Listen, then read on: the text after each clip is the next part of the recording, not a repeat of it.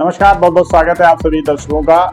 इस वक्त हमारी मौजूदगी जनपद हरदोई की विधानसभा 155 शाहबाद में है और यहाँ से भारतीय जनता पार्टी से तैयारी कर रही पारिषद तिवारी जी हमारे साथ मौजूद हैं। बातचीत करने के लिए हम बातचीत करेंगे कि क्या विकास के मुद्दे हैं, किन मुद्दों पर चुनाव लड़ा जाएगा, क्या उनके मुद्दे रहेंगे इस चुनाव को लेकर। इन्हीं तमाम चर्चाओं को लेकर आज हमारे साथ मौजूद हैं पारिषद तिवारी जी। बहुत बहुत स्वागत है मैम आपका। धन्यवाद आपका। मैम, सबसे पहले तो आप ये बताइए कि आपका जो राजनीतिक करियर है तो कहाँ से शुरू हुआ, किस तरीके से आप राजनीति में आए? बिल्कुल, मैंने पिछले 10 सालों में भाजपा पार्टी के लिए हमेशा काम किया है। पहले मेरी माताजी पूर्व में भारतीय जनता पार्टी के संगठन में कार्यकर्ता रही हैं। नगर मंत्री के रूप में उन्होंने काम किया है, जिले में भी उन्होंने कार्य किया है। जब 2021 में मेरी माताजी का निधन हुआ, उसके बाद से मैं भारतीय जनता पार्टी में एक्टिवली पार्टिसिपेट करती आई हूँ। शाहबाद विधानसभा से आप तैयारी कर रहे हैं। शाहबाद विधानसभा की अगर बात की जाए तो प्रमुख 3 समस्याएं शाहबाद विधानसभा की आपको क्या लगती हैं, जिनको आप जनता मौका देती है और आप विधायक बनती है तो सबसे पहले आप उनका खात्मा करेंगी? अगर बात करें शाहबाद की 155 विधानसभा शाहबाद क्षेत्र की, तो मुझे जो सबसे प्रमुख समस्या अभी तक वहाँ दिखाई पड़ी है, जो मैं नहीं चाहती हूँ वहाँ हो, मैं देखती हूँ हमारे शाहबाद पालिका में अभी भी सपा का सरकार का वर्चस्व कुछ हद तक मौजूद है। जो मैं हमेशा चाहूँगी, जिस वक्त भी मैं भारतीय जनता पार्टी से विधायक के रूप में शाहबाद में स्थापित हूँ, सबसे पहले तो परचम नगर पालिका में भाजपा का लहराए। ये मेरी पहली भूमिका रहेगी। इसलिए रहेगी पहली भूमिका ये, क्योंकि मैं चाहती हूँ कि जैसे हमारे पार्टी का एक मोटो है सबका साथ सबका विकास और सब में विश्वास, हमारी पालिका में भी कुछ ऐसा कार्य हो कि हमारे नगर में कुछ विकास के कार्य दिखाई पड़े। दूसरी, मैं चाहूँगी कि सबसे ज़्यादा स्कूल, प्राइमरी स्कूल का जो अभाव है शिक्षा के क्षेत्र में बच्चों के लिए, महिला कॉलेज, इसका मैं चाहती हूँ अच्छे से तरीके से एक स्ट्रक्चर बने और मेरे जो जितने छोटे छोटे पिछड़े गांव हैं जो भी छुए नहीं गए हैं, वहाँ पे प्राइमरी स्कूल की सुविधा हो। और मैं चाहूँगी कि हॉस्पिटल के क्षेत्र में, मेडिकल के क्षेत्र में CHC PHC जो छूटी हुई हैं पिछड़े छोटे छोटे हमारे गांव की, उसमें एक अच्छी से हॉस्पिटल्स का स्थापना मैं अपने हाथ से कर पाऊँ। तो इस तरीके से कुछ कार्य मेरे दिमाग में हैं जो मैं चाहती हूँ कि और मेरे द्वारा हो। शाहबाद विधानसभा की अगर बात की जाए तो जातीय समीकरण को लेकर किस तरीके से आप अपने आप को सबसे मजबूत वहां से समझती हैं कि भारतीय जनता पार्टी कई प्रत्याशी तैयारी में जुटे हैं और टिकट भी मांग रहे हैं, तो आपको ही टिकट भारतीय जनता पार्टी से मिले?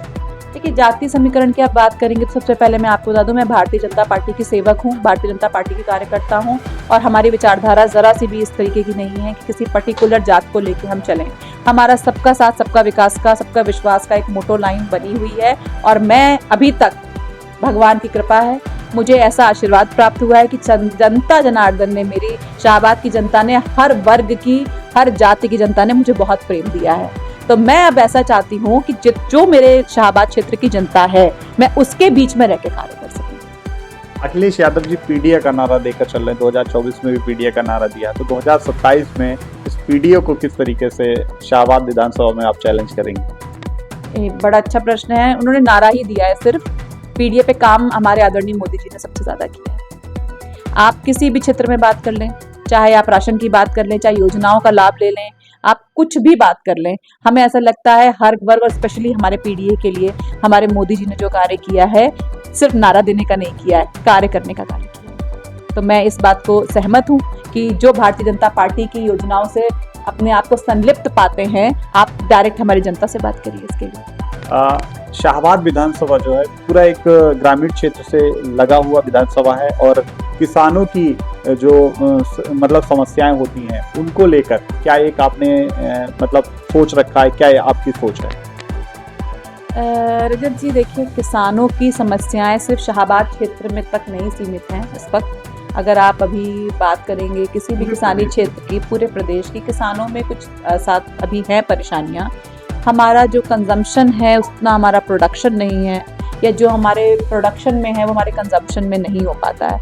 तो ये जो छोटी छोटी समस्याएं हैं, हमारी सरकार अभी उसमें जुटी हुई है काम करने में। वो चाहती हैं कि इससे बेहतर नीतियां बने किसानों के लिए, और बन भी रही हैं कई नीतियां।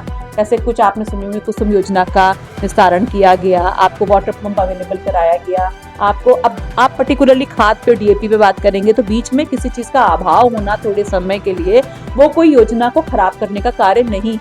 मैं बस इतना चाहूँगी, हमारे किसान भाइयों के लिए छोटा सा संदेश दूंगी, थोड़ा सा धैर्य बना के रखें। जो थोड़ा सा ऊपर नीचे हमारे साथ हो रहा है थोड़े दिन के लिए है, लेकिन आप ये ना भूलें कि भारतीय जनता पार्टी ने शुरू से लेकर अभी तक आपके लिए क्या क्या अन्य कार्य भी किए।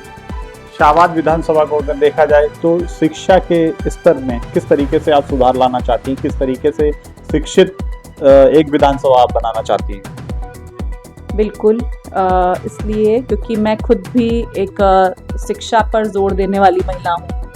मैं खुद भी पोस्ट ग्रेजुएट हूँ, तो मैं पहले तो यही चाहती हूँ कि हमारा जो युवा है, हमारी महिलाएं हैं, उनका शिक्षित होना बहुत ज़रूरी है। महिलाओं को शिक्षित होना इसलिए ज़रूरी है, जब एक महिला शिक्षित और सशक्त होती है उससे उसके एक परिवार का अच्छा विकास और निर्माण होता है। एक अच्छा निर्माण तभी हो सकता है जब उस घर की महिला मजबूत हो, शिक्षित हो। तो मेरा ऐसा मानना है कि जब हम शाहबाद या किसी भी क्षेत्र की बात करते हैं तो शिक्षा का एक माध्यम है जिससे हम आपको अपने आप को संवार सजा सकते हैं। तो मेरी तो प्राथमिकता यही रहेगी कि शाहबाद के लिए शिक्षा के लिए जो प्राइमरी स्कूल, महिला कॉलेज अभी वहाँ कम है या नहीं बन पाए, घर घर नहीं बच्चे पहुँच पाते हैं स्कूलों तक, पहले उनको शिक्षा का मिले, स्टेज प्लेटफॉर्म मिले। मैं आज भी इन दिनों भी आप देखिएगा, कई बार जब गांव में जाती हूँ तो मैं पहले वहाँ के छोटे प्राइमरी स्कूल्स देखना चाहती हूँ कि क्या यहाँ पे कमी किस चीज़ की है। मैं हमेशा देखना चाहती हूँ, जब तक हमारा युवा, जो हमारा भारत का विकास आगे निर्माण करेगा, वो ही नहीं शिक्षित होगा तो हम और आप घर बैठ के क्या कर लेंगे। अगर स्वास्थ्य की बात की जाए, क्योंकि CSC PSC आपकी विधानसभा में किस तरीके से काम कर रहे हैं, किस तरीके से आप चाहती कि उनमें सुधार हो? काम बहुत अच्छे से हुआ है और मैं चाहती हूँ आगे और अच्छा काम हो। एक विजन हर प्रत्याशी का, हर व्यक्ति का, हर नेता का एक विजन होता है पर्टिकुलर क्षेत्र के लिए। तो क्या एक ड्रीम प्रोजेक्ट है शाहबाद विधानसभा के लिए आपके मन में, जिसको आप विधायक के तौर में उसको साबित करना चाहती हैं? मैं विधायक के तौर पे भी और एक इंसान के तौर पे भी, एक महिला होने के नाते भी, या तो आप कह दीजिए कुछ लीडरशिप के मेरे अंदर गुण हैं, उसके साथ भी मैं हमेशा से अब ये चाहती हूँ, मुझे शाहबाद की जनता से अत्यधिक प्रेम है। मैं चाहती हूँ हमारी पार्टी से कभी भी, आज कल या आने वाले कल में, एक इंडस्ट्रियल एरिया का कुछ विकास वहाँ पे हो। कोई इंडस्ट्री ऐसी आए वहाँ पे जिससे हमारे युवा को वहाँ पे रोजगार मिले। आप देखिए, माननीय योगी जी के नेतृत्व में संडीला कितना बड़ा इंडस्ट्रियल हब बन गया है। हमारे आज के युवा को उत्तर प्रदेश के बाहर जाने की कोई ज़रूरत नहीं है। एक समय आपने सुना होगा कि सबसे ज़्यादा लेबर ट्रांसफॉर्मेशन उत्तर प्रदेश से दुबई में होता था, बाहर होता था। आज आप पता करिए वो रेट कम हो गया है, क्योंकि हमारे आज के युवा को हमारे खुद के प्रदेश में इतना बड़ा रोजगार मिल गया है ना। तो मैं उसी प्रकार चाहती हूँ, जब कोई इंडस्ट्री आती है ना, तो उसके जो छोटे छोटे रिटेल होते हैं, छोटे छोटे रिटेल सेक्टर होते हैं, उनका भी बड़ा अच्छा सा एक समन्वय बनता है, सब इंटरकनेक्टेड रहते हैं। तो एक अच्छा इंडस्ट्रियल विकास हो जिससे हमारा युवा सम्मिलित हो, उसमें जाए, रोजगार पाए, और उसके अंदर भी एक अपनत्व की, हमारा क्षेत्र, हमारा शाहबाद की एक भावना और अच्छे से। छात्र जंतर मंतर पर धरना प्रदर्शन कर रहे हैं लगातार, जो है वो नीट की परीक्षाओं में हुई ये पेपर लीक के मामले में धरना प्रदर्शन चल रहा है। तो क्या कहना, मतलब क्या आपका विचार है इस पर? देखिए रजत जी, हम लोग एक डेवलपिंग कंट्री हैं, नंबर एक, पहले समझिएगा इस बात को। कॉन्सेप्चुअल बातें हैं।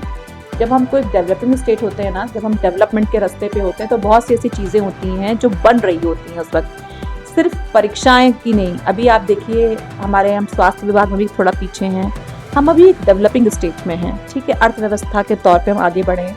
तो पेपर लीक, पहली बार ऐसा नहीं है कि पेपर लीक हुआ है। मैं इस बात से सहमत नहीं हूँ कि आप सीधे शिक्षा मंत्री के इस्तीफे के लिए अनशन पर बैठ जाएं, लाठी चार्ज हो, वो भी गलत हुआ, बिल्कुल गलत हुआ। मुझे लगता है हमें इसकी बजाय इसका चिंतन और मनन करने की ज़्यादा ज़रूरत है। ये पेपर लीक किन वजहों से हुआ, इसके लिए जिम्मेदार कौन है, कहाँ से लीक हुआ, क्या आप इस बात के लिए, मैं आपसे एक प्रश्न पूछूंगी, मैं अपनी जनता से भी जानना चाहती हूँ, जो एक जिम्मेदार व्यक्ति है, क्या ऐसा नहीं हो सकता वो विपक्ष के साथ कहीं मिला हो, किसी वजहों से मिला हो, किसी कारणों में मिला हो, किस हाथों से पेपर लीक हुआ? हमारे माननीय शिक्षा मंत्री के हाथों से तो नहीं लीक हुआ होगा। तो सीधे आपने जड़ को पकड़ लिया नहीं। मेरा सिर्फ एक ये प्रश्न है कि जिम्मेदार व्यक्ति को पकड़ा जाए इसके लिए, चाहे वो किसी भी जगह से आता हो। क्या ये कंट्रोवर्सी नहीं है, कॉन्स्पिरेसी नहीं है? बच्चों के मन में इतना ज्यादा घाव डाल दिया गया है। हमारे यशस्वी प्रधानमंत्री का हमेशा से एक मोटो रहा है कि हम अपने युवा को आगे बढ़ाना चाहते हैं। आपने उन्हीं बच्चों से इतना उनके मन को भड़का दिया, इतना उनके दिमाग में, बच्चा क्या है, एक मिट्टी का ढांचा है, उसको आप जहाँ डाल दोगे वहां डल जाएगा। उन बच्चों का दर्द मैं समझती हूँ बिल्कुल अच्छी तरीके से। लीक हुआ पेपर, पूरा साल बच्चे प्रिपेयर करते हैं, बहुत गलत हुआ। लेकिन मैं भी इस बात से सहमत हूँ, अगर आप जिम्मेदार व्यक्ति को पकड़ो, किसकी कौन जिम्मेदार था इसके लिए, किसकी गलती से इतना बड़ा कारनामा हो गया। पेपर लीक पहले भी हुए हैं और भी पार्टी सत्ता में हुए हैं, ऐसा नहीं है। इससे बड़े बड़े चारे घोटाले हुए हैं। क्या तब हमने ऐसे जंतर मंतर पर प्रदर्शन करके ये सब किया? नहीं किया। थोड़ा सा धैर्य रखें, सभी स्टूडेंट से मेरा ये करबद्ध निवेदन है, और जड़ तक जाने की कोशिश करें, कि जानने की कोशिश करें कि इसके लिए जिम्मेदार कौन। 2027 विधानसभा चुनाव बिल्कुल नजदीक आ रहा है, तो क्या एक संदेश है प्रदेश की जनता के लिए, हरदोई की जनता के लिए और शाहबाद विधानसभा की जनता के लिए, आपका मतलब जनता के लिए क्या संदेश है? विधानसभा 2027 का चुनाव आ रहा है, ये विधायक चुनाव है। देखिए, मैं आपसे एक बात कहना चाहूँगी सभी से, जो इस चुनाव के प्रत्याशिता अपनी घोषित कराना चाहते हैं, जो हमारे विधानसभा में विधायक हैं, और हमारी जनता के लिए भी। एक विधायक का जो रूप होता है ना, निर्माण कार्य होता है उसका, नियम कानून संसद में बैठ के बात करना, पारित कराना, वो हमारे अच्छे कार्यों के लिए संसद भवन तक पहुंचते हैं, हमारे विकास के लिए, मतलब जनता के विकास के लिए संसद भवन तक विधायक चुना के भेजा जाता है। तो मैं कहूँगी, आप अपने सभी इंद्रियों का जनता अच्छे से प्रयोग करें।